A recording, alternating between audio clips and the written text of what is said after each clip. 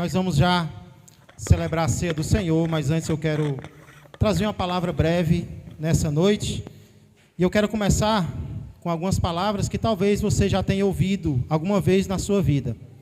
As palavras são as seguintes: sorte nos negócios. Alguém sabe?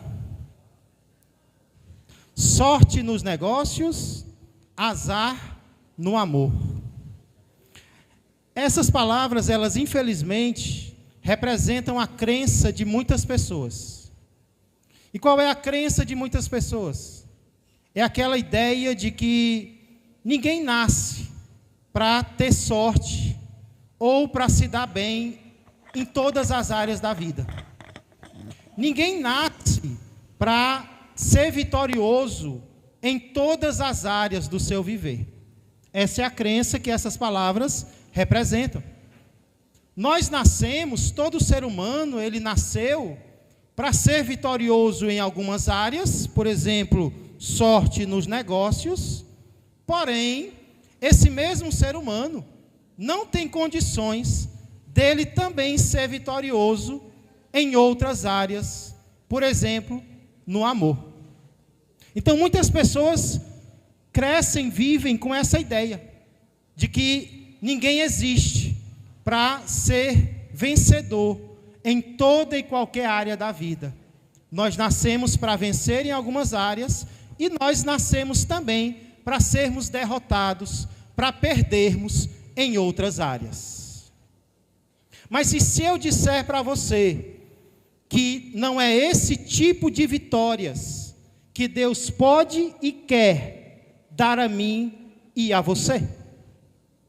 Mas como assim, pastor? Dá para o Senhor ser mais claro? Sim, eu posso ser. O que eu quero que você entenda nessa noite, eu vou ser bem breve, é que Deus não quer, nem pode, nos dar vitórias apenas pela metade. Na verdade, o nosso Deus, Ele quer e Ele pode nos dar vitórias por completo. Não apenas em algumas áreas da nossa vida, mas em todas as áreas do nosso viver. E o que é que isso significa, pastor? Como é que eu posso aplicar isso na minha vida espiritual? Nós vamos entender nesse momento, porque nós podemos ver essa verdade, desse desejo de Deus, desse poder de Deus, de nos tornar vitoriosos, não apenas pela metade, mas por completo, em várias passagens da Bíblia, inclusive na passagem na qual nós iremos meditar nesta noite. Por isso, por favor, abra comigo a palavra do Senhor no livro de Josué, 6º livro da Bíblia, livro de Josué, capítulo de número 10, versos 28 a 43. Livro de Josué, capítulo de número 10, a partir do verso 28 até o verso de número 43. Nos versos anteriores a estes, Josué capítulo 10, 28, tanto Josué como o povo de Israel derrotam 5 reis do sul de Canaã que se levantaram contra os planos de Deus naquela época. Os versos anteriores narram como Josué e o povo de Israel derrotam esses 5 reis, humilham esses 5 reis. Já aqui nos versos que nós vamos estudar hoje, as vitórias de Josué sobre 7 povos, guarde bem isso, as vitórias de Josué sobre 7 povos, são primeiramente descritas e depois resumidas. E preste atenção, porque tudo isso é assim, no estalar de dedos, é num piscar de olhos. Porque quando a Bíblia fala sobre a vitória de Israel sobre Jericó, ela gasta um capítulo inteiro. Quando a Bíblia fala sobre a vitória do povo de Deus sobre a cidade de Ai, ela gasta mais de um capítulo. Mas agora a Bíblia vai narrar, vai descrever a vitória de Josué sobre 7 povos de forma rápida. O passo agora acelera, o passo muda. O povo de Deus começa a ser mais vitorioso ainda do que antes. Então é preciso que você preste muita atenção ao que nós vamos ler agora. E o que eu quero que você preste atenção, escute, é em palavras que se repetem nestes versos que vamos ler. Por quê, pastor? Porque eu creio que é nestas palavras repetidas que Deus quer falar ao meu coração e ao teu coração esta noite. Vejamos então, em primeiro lugar, e de forma breve, uma rápida descrição das vitórias de Josué. Nos versos 28 a 39 aqui de Josué capítulo 10, nós vemos vitórias de Josué sobre 7 povos, começando por Maquedá, verso de número 28. Diz assim a palavra de Deus. Se tem alguém aí perto de você que não tem Bíblia, divida a sua Bíblia com ele, não rasgue, mas divida. Verso de número 28 diz assim: no mesmo dia, tomou Josué a Maquedá e a feriu a espada, bem como ao seu rei, e preste atenção, destruiu-os totalmente, e a todos os que nela estavam, sem deixar nem sequer um. Fez ao rei de Maquedá, como fizera ao rei de Jericó. Depois o texto fala sobre a vitória sobre Líbina, versos 29 e 30. Então Josué e todo Israel com ele, passou de Maquedá a Líbina, e pelejou, lutou contra ela. E o Senhor a deu nas mãos de Israel, a ela e ao seu rei. E o que é que diz depois? E a feriu a espada, a ela e a todos os que nela estavam, sem deixar nem sequer um. Fez ao seu rei como fizera ao rei de Jericó. Terceiro povo, vitória de Josué sobre Laques, versos 31 e 32. Então Josué e todo Israel com ele passou de Líbina a Laques, sitiou-a e pelejou contra ela. E o Senhor deu Laques nas mãos de Israel, que no dia seguinte, demorou um pouco mais, no dia seguinte a tomou, e o que foi que ele fez? E a feriu a espada, a ela e a todos os que nela estavam, conforme tudo o que fizera a Líbina. Depois, a vitória sobre Gezer.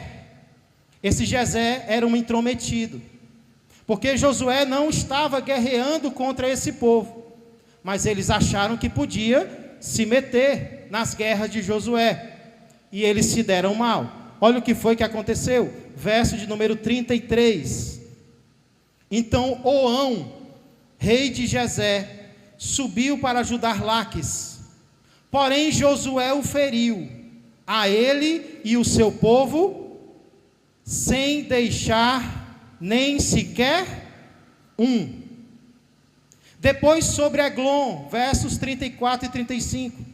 E Josué e todo Israel com ele passou de Laques a Eglon, e a sitiaram e pelejaram contra ela, e no mesmo dia a tomaram, e a feriram a espada, e totalmente destruíram os que nela estavam, conforme tudo que fizeram a Laques.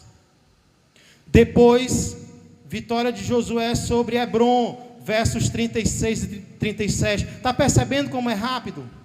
Verso 36.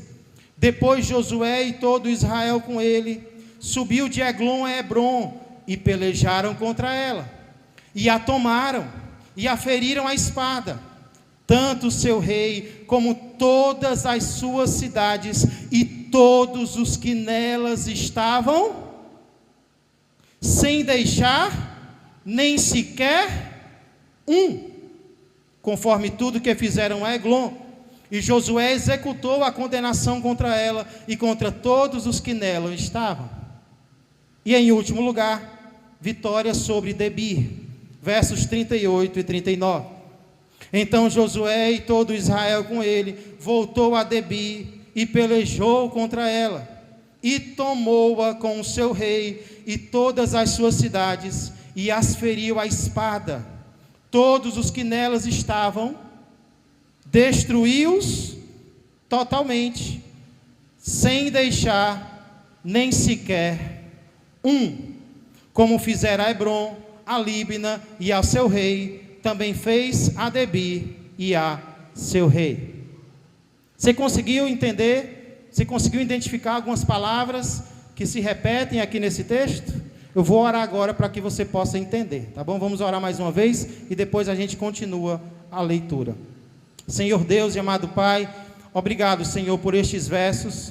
Obrigado, Senhor, por estas palavras santas e sagradas, as quais agora, Senhor, nós acabamos de ler, nas quais nós queremos meditar, Senhor, e delas aprendermos e sermos transformados através delas. Nós cremos que quando a Tua palavra fala, o Senhor fala por meio do Teu Espírito Santo. Então agora, Pai, continua falando aos nossos corações. Nós vimos uma descrição rápida das vitórias de Josué sobre 7 povos, e agora nós pedimos que o Senhor nos ensine o que o Senhor quer nos ensinar através disso, pois tudo isso eu peço e já agradeço, em nome de Jesus Cristo, amém e amém. Glória a Deus.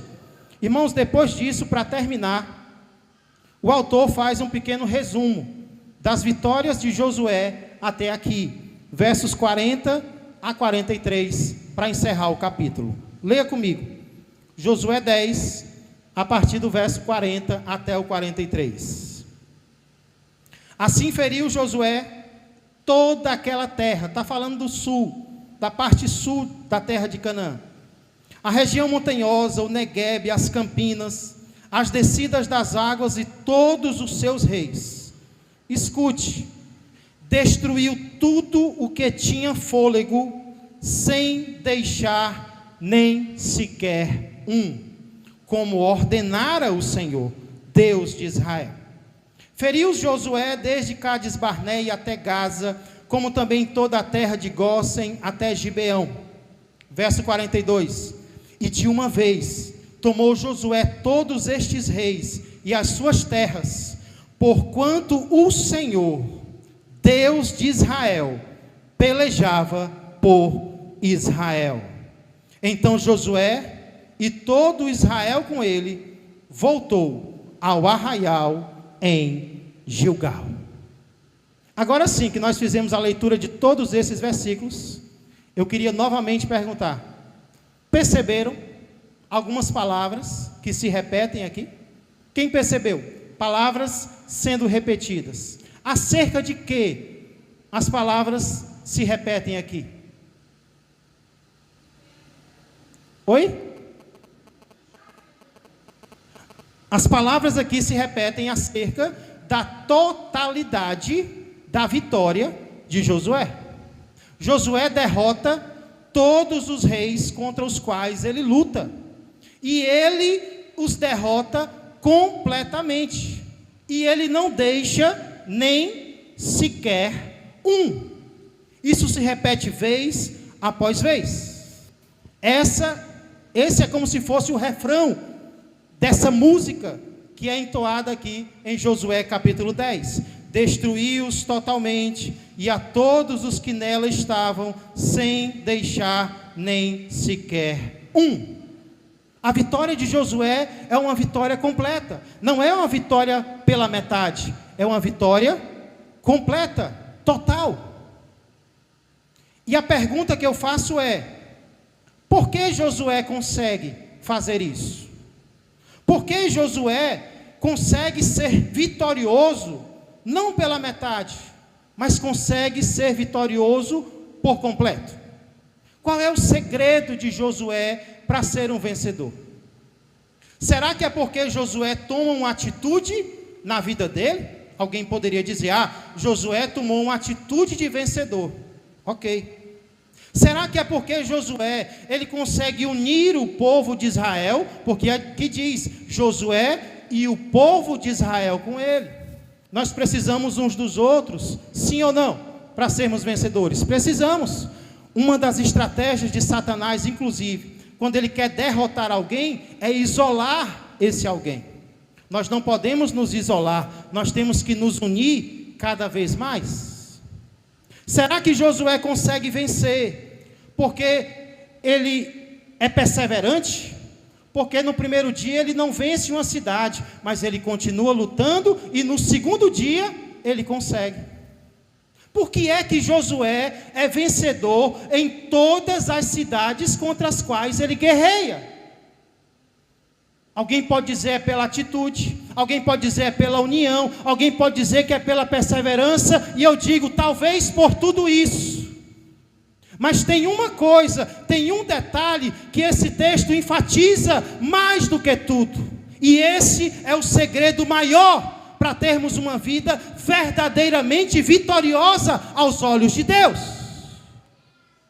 Josué não vence só porque ele tem atitude, Josué não vence só porque ele tem o povo, Josué não vence só porque ele persevera.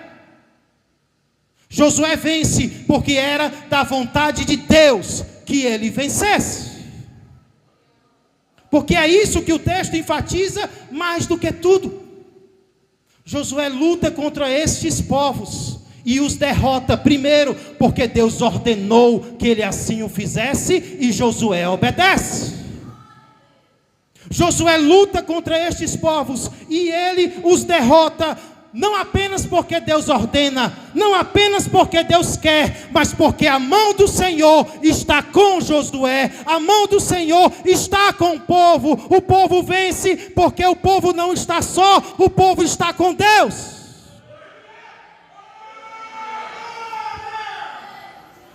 Escute, por exemplo, o que diz o verso 30. E o Senhor a deu nas mãos de Israel, falando de uma cidade. Por que Josué conquistou? Porque o Senhor a deu nas mãos dele. Não é porque Josué era forte, não é porque nós somos fortes, é porque a mão do Senhor nos dá a vitória. Verso 32. E o Senhor deu Laques nas mãos de Israel. Verso 40. Como ordenara o Senhor, Deus de Israel. E o verso 42 explica o segredo da vitória. Porquanto o Senhor, Deus de Israel, pelejava por Israel.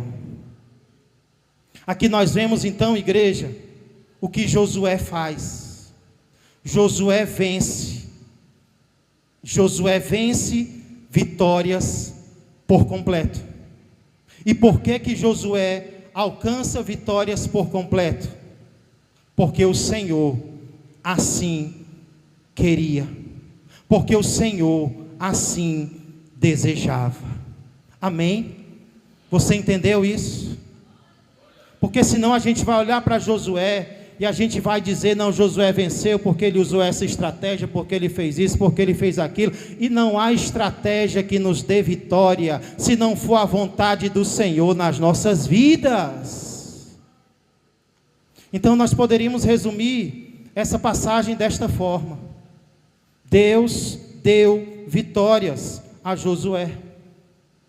E a pergunta que eu quero fazer para vocês nessa noite é: o que isso nos ensina sobre as vitórias que Deus quer e pode nos dar?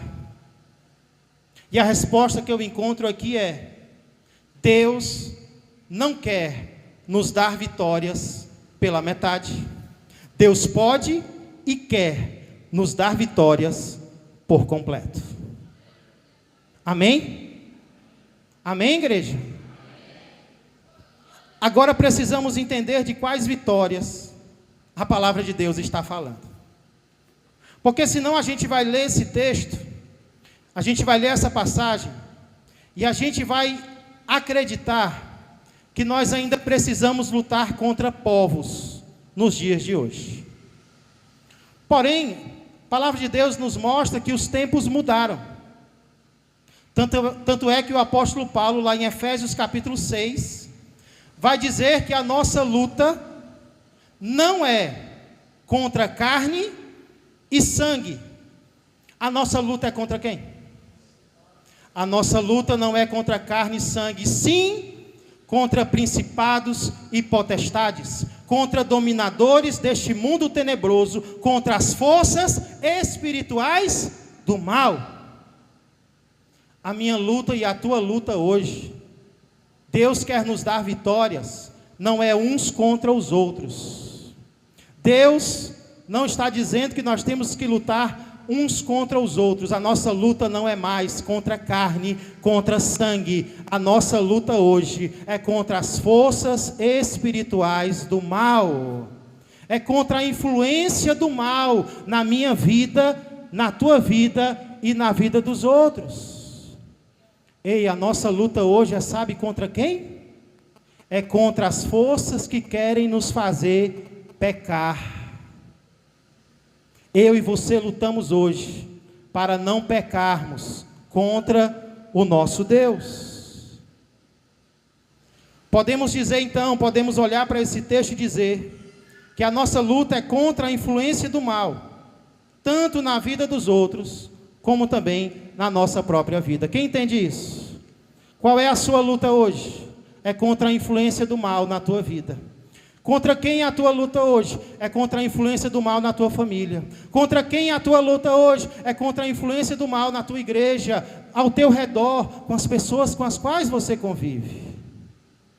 Então, mais uma vez, pergunta que eu faço é: qual é a medida da vitória que Deus quer nos dar contra as forças espirituais do mal?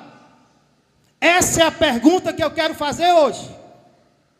Qual é a medida da vitória que Deus quer dar para nós, que Deus quer dar para mim e para você, em relação às forças espirituais do mal? E a resposta é: Deus não quer que eu e você vençamos o mal apenas em algumas áreas da nossa vida. Deus quer que nós vençamos as forças espirituais do mal, não pela metade, e sim por completo. A vontade de Deus é que nós sejamos totalmente vitoriosos. Amém, igreja? Totalmente vitoriosos contra quem? Contra o meu patrão, aquele, não, contra o meu colega, não. É contra o pecado. Os povos, os inimigos de Deus do passado eram carnais. Os inimigos de Deus do presente são espirituais. Deus quer nos dar vitórias por completo em todas as áreas da nossa vida espiritual. Deus quer que eu vença o mal em todos os compartimentos da minha vida. Eu queria que você entendesse isso essa noite. Esse é o ensinamento que eu gostaria que você guardasse no seu coração. Porque senão nós vamos sair daqui essa noite achando que algumas vitórias espirituais estão suficientes. Mas a verdade é que Deus não quer que nós tenhamos apenas algumas vitórias espirituais. Deus quer que nós vençamos todas as batalhas que nós lutarmos espiritualmente. Porém, mas não é isso que o inimigo das nossas almas quer. Ou será que é? Será que o inimigo das nossas almas quer que nós sejamos vitoriosos contra todas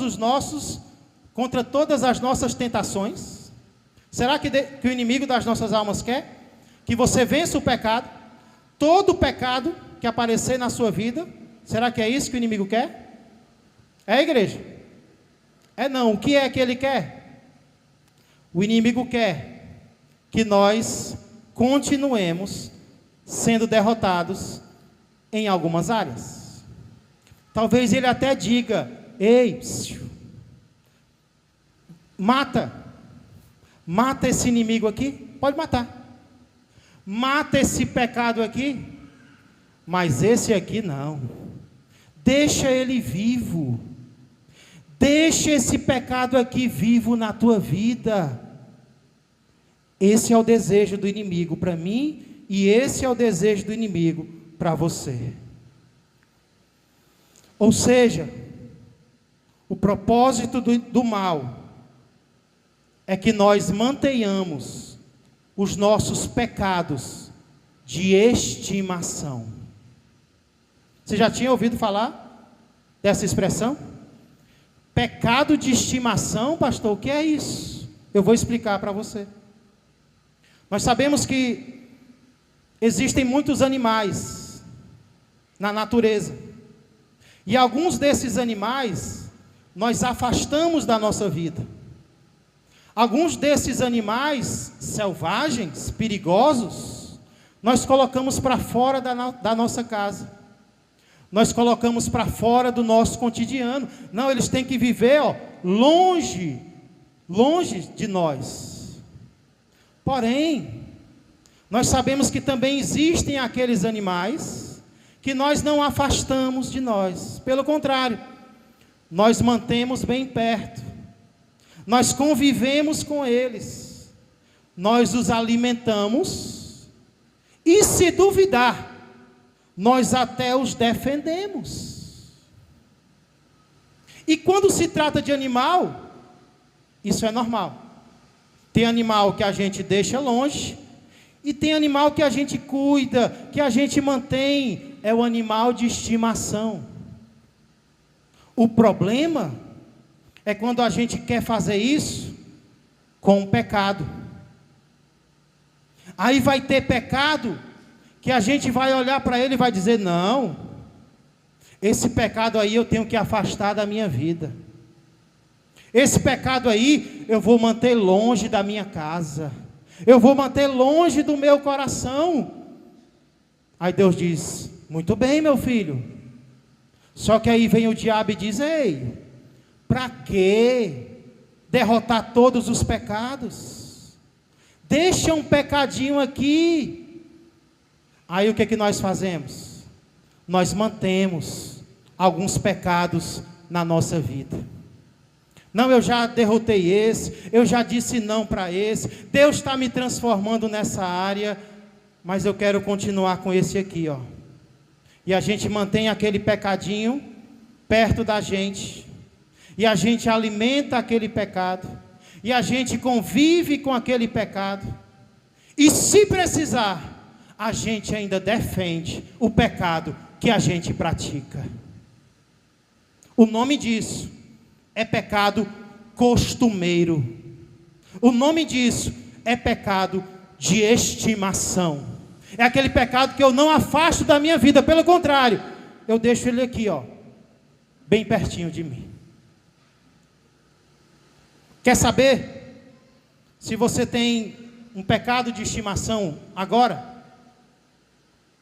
Quer saber uma maneira para descobrir se nesse momento você está guardando algum pecado na tua vida? É simples. Se o diabo fosse te apresentar para alguém hoje, como ele te apresentaria? Se o diabo fosse apresentar você, se o diabo fosse me apresentar para alguém, como é que ele nos apresentaria? Porque ele sabe como é a nossa vida, como é o nosso dia a dia. Então será que o diabo nos apresentaria como esse aqui é fulano, o beberrão?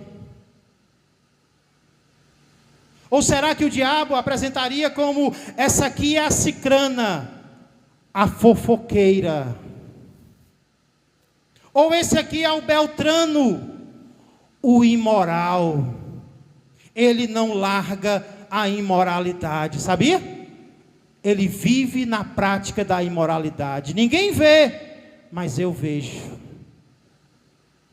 Ou será que ele diria, essa aqui é a Deltrana, a gananciosa? Pense numa mulher gananciosa, é essa aqui.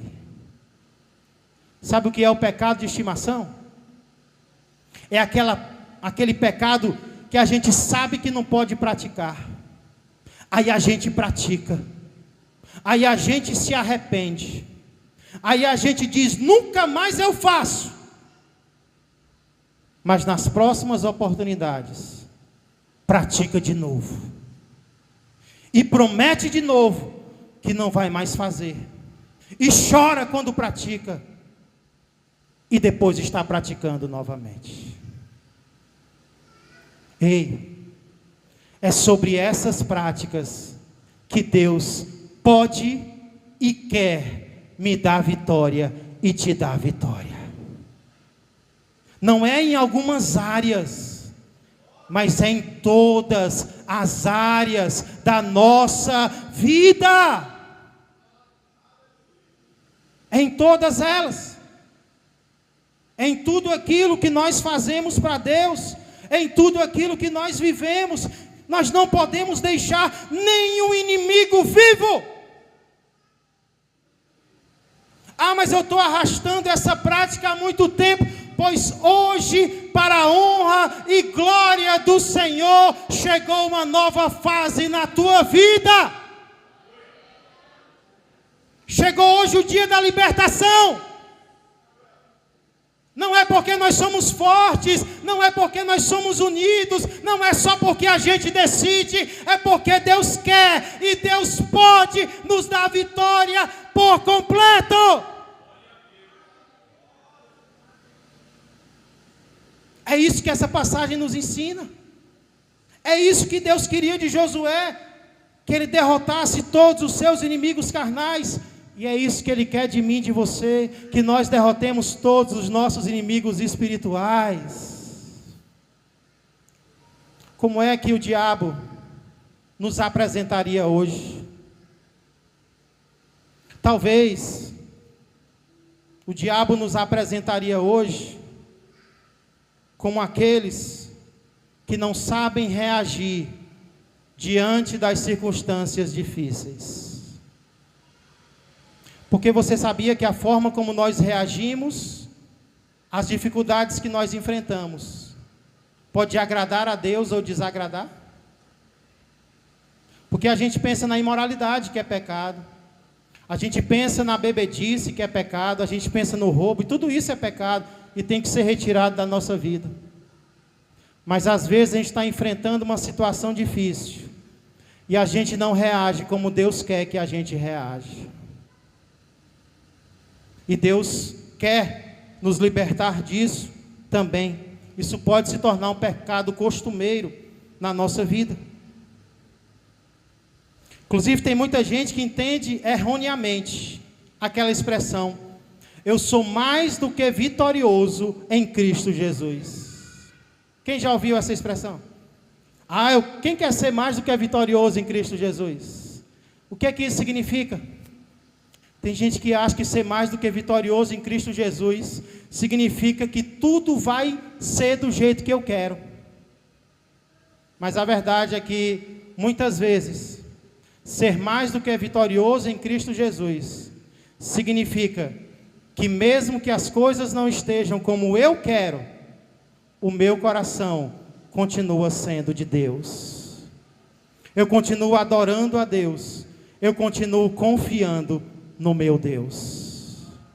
Então a situação não está como eu quero, mas o meu coração está como Deus quer. Aí Ele me chama, sabe de quê? Mais do que vitorioso em Cristo Jesus. Deixa eu dar um exemplo para vocês. Graças a Deus, nesses últimos dias, vocês estão me ouvindo? Graças a Deus, nesses últimos dias eu tenho me recuperado de uma dor aqui nas minhas costas. Eu acho que essa dor, ela tem surgido por conta da forma como eu me sento para estudar. Eu confesso que às vezes eu me sento assim meio torto, e aí isso acaba trazendo dores para as costas da gente, né? Traz até dos idosos, que dirá dos mais novos, né? Mas eu estou me recuperando, viu? Estou ficando bom, graças a Deus. Só que aí, quando foi terça-feira, eu estava me arrumando para fazer uma visita com a minha esposa, quando de repente eu peguei o cotonete. Olha o perigo que o cotonete traz na vida da gente. E aí eu fui limpar o meu ouvido esquerdo. Só que eu fui limpar com tanta vontade, mas tanta vontade, que eu acabei fazendo o que não deveria fazer. E desde terça-feira de manhã, que eu não estou escutando bem desse ouvido aqui. Por isso que eu estou perguntando: amém, igreja? Amém, igreja? Não estou escutando bem desse ouvido esquerdo aqui. Na quarta-feira eu fui na UPA, que eu pensei que era água, e haja bater na cabeça para a água sair, a água não saía. Foi algo que foi introduzido aqui no meu ouvido, eu estou ouvindo, viu? Estou ouvindo. Foi algo que foi introduzido aqui na minha orelha, eu não estou escutando. Aí o médico colocou a câmera, né, aqui no meu ouvido e disse: olha, você vai tomar esse remédio durante 7 dias. Quando passar os 7 dias, você vai no posto para fazer uma lavagem no seu ouvido. Disse, amém. Quarta-feira, me recuperando da dor nas costas, sem ouvir, com o ouvido esquerdo. Quando foi quinta-feira, antes do culto começar, eu comecei a sentir uma dor de dente, mas daquelas que lateja, chega, parece que seu coração está pulsando. E eu, muito bem, Senhor. Vim, passei na Terezinha, estou fazendo propaganda, comprei um comprimido, fui ali, orei primeiro, tomei o comprimido, vim para cá, liguei o celular, o culto começou e eu me sentei e comecei a adorar a Deus. Mas aquele pensamento veio: que semana de derrota, né, pastor Tiago? Dor nas costas, sem escutar, e agora o dente doendo antes do culto, que fora outros problemas maiores, menores que vem na vida da gente. E aí eu pensando, meu Deus, que semana de derrota. Irmãos, eu comecei a adorar com o dente doendo. E aí sabe o que foi que eu senti Deus falar ao meu coração? Eu senti Deus dizendo: ei, olha onde você está e o que você está fazendo. Você está na minha casa, você está me adorando. Você não é vitorioso quando eu dou aquilo que você pede. Você é vitorioso mesmo quando eu não dou o que você pede, mas o teu coração continua sendo meu. Quando você continua abrindo a sua boca para me adorar, quando você continua procurando me buscar e confiar em mim, você é mais do que vitorioso em Cristo Jesus.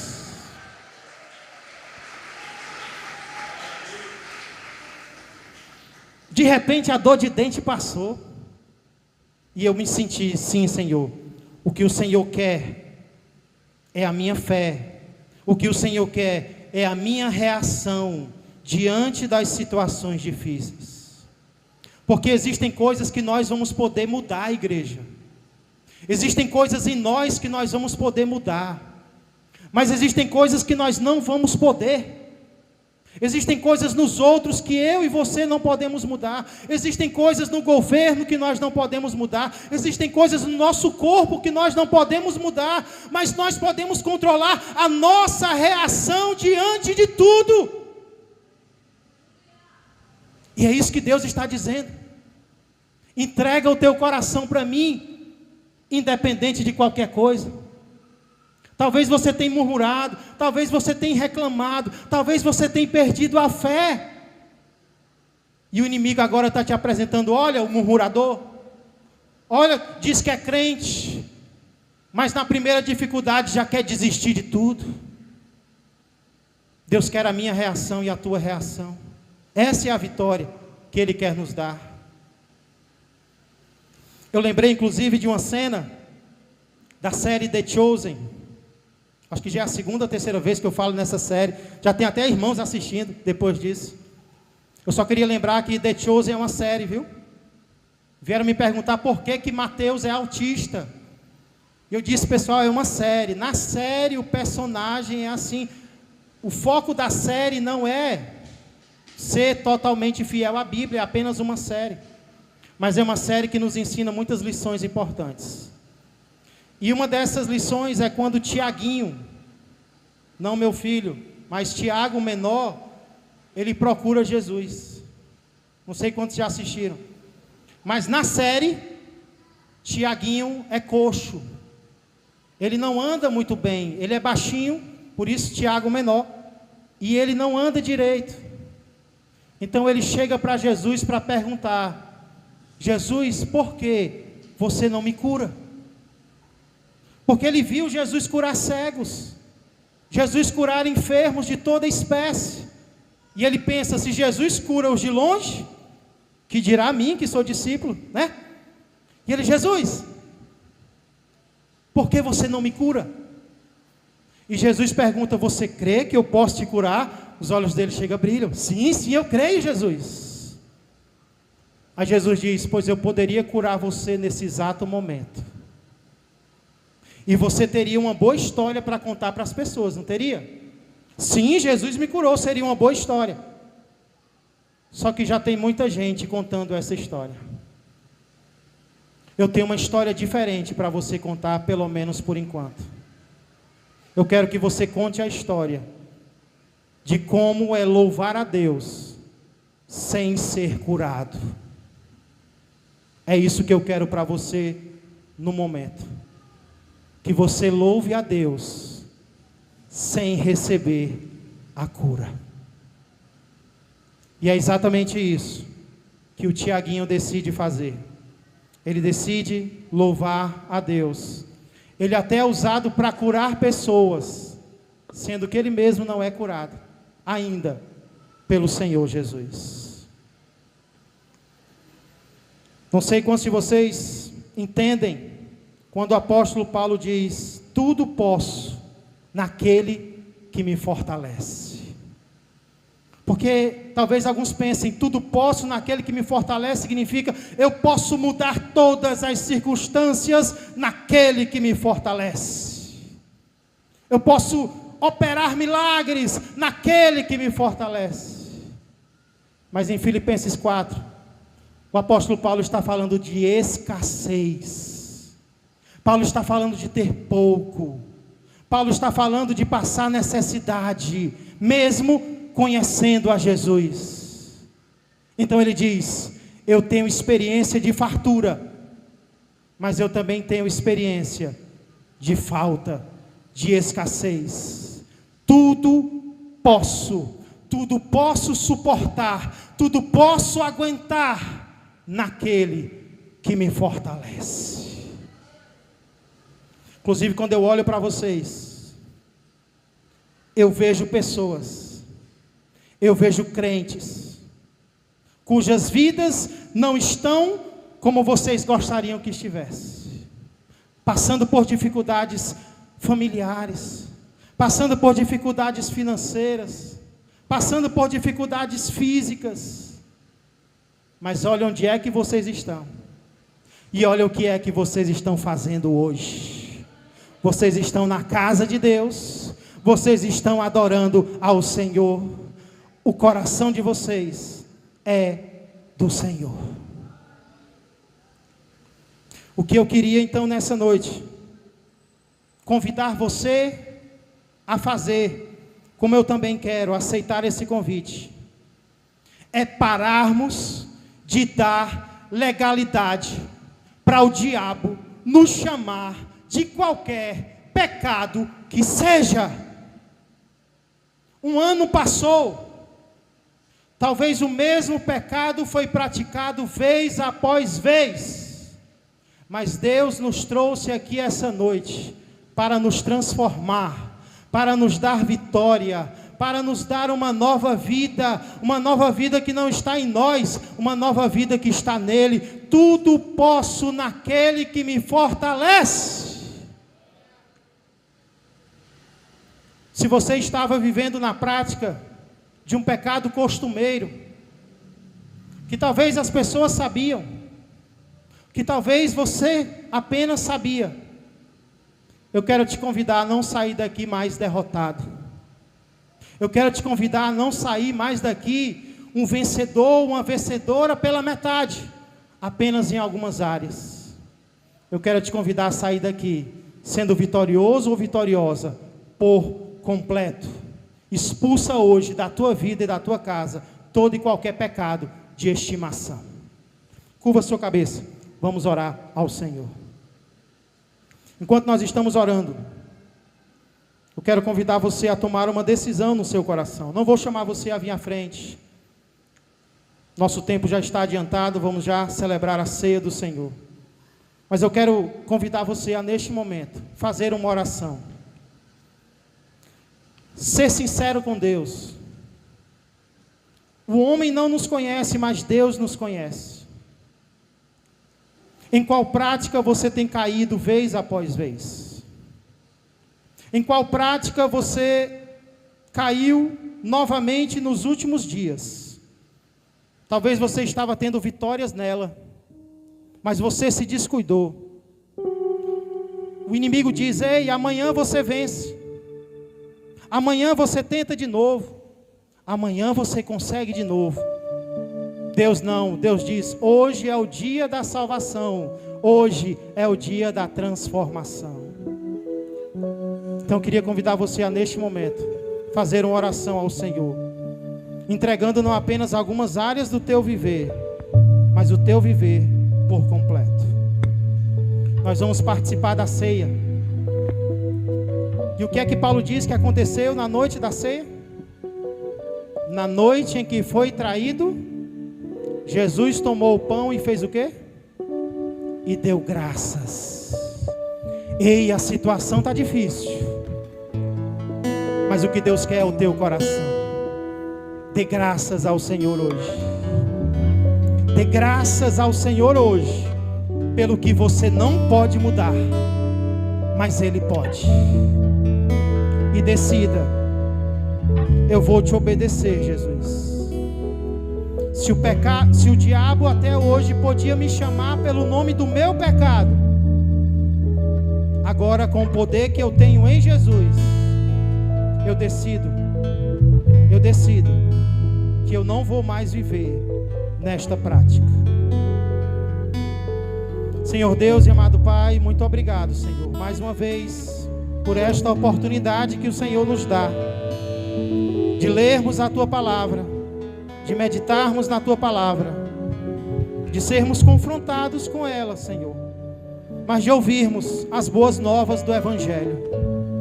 E as boas novas do Evangelho é que se alguém está em Cristo, nova criatura é. As coisas velhas já passaram e eis que tudo, não é algumas coisas. Deus não quer fazer novidade na nossa vida apenas na metade. Deus quer que tudo seja novo. E eu me agarro a isto, Senhor. E eu me aposso disto neste momento. E eu peço que não apenas eu, mas os meus irmãos e as minhas irmãs que aqui estão também. Pai, se há alguém aqui essa noite que estava afastado dos teus caminhos, que agora mesmo ele ou ela esteja decidindo voltar. Se há alguém aqui essa noite que ainda não havia entregue o coração para Jesus, que não pense duas vezes antes de entregar o coração para esse ser que é vitorioso e que nos dá vitória em todas as áreas. O inimigo só quer nos derrotar, o inimigo só quer nos humilhar, mas Jesus veio para que tenhamos vida e vida em abundância. Muito obrigado, Jesus. Continua agora falando aos nossos corações durante a ceia que nós iremos celebrar agora. Tudo isso eu peço e já agradeço em nome de Jesus. Amém, amém e amém. Glória a Deus.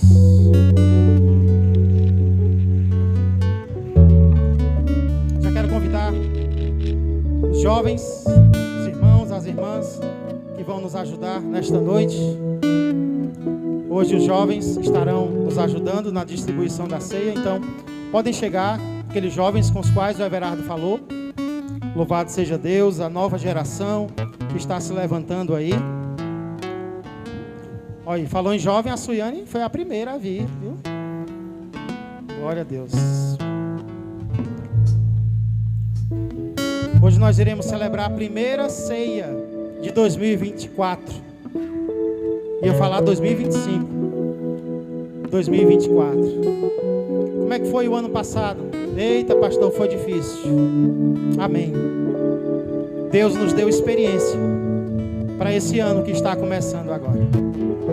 Toma decisões que agradam a Deus e Ele vai te recompensar.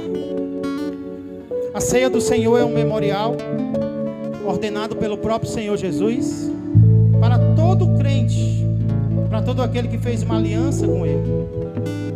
Eu costumo dizer aqui na Igreja Ágape que nós não servimos a ceia para anjos, ou seja, nós não servimos a ceia para pessoas perfeitas.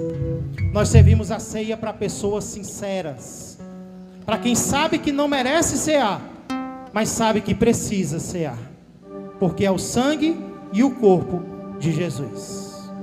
Então agora, em preparação para a ceia, se o Espírito Santo trouxer ao teu coração algum pecado que você praticou e ainda não confessou, faça isso agora.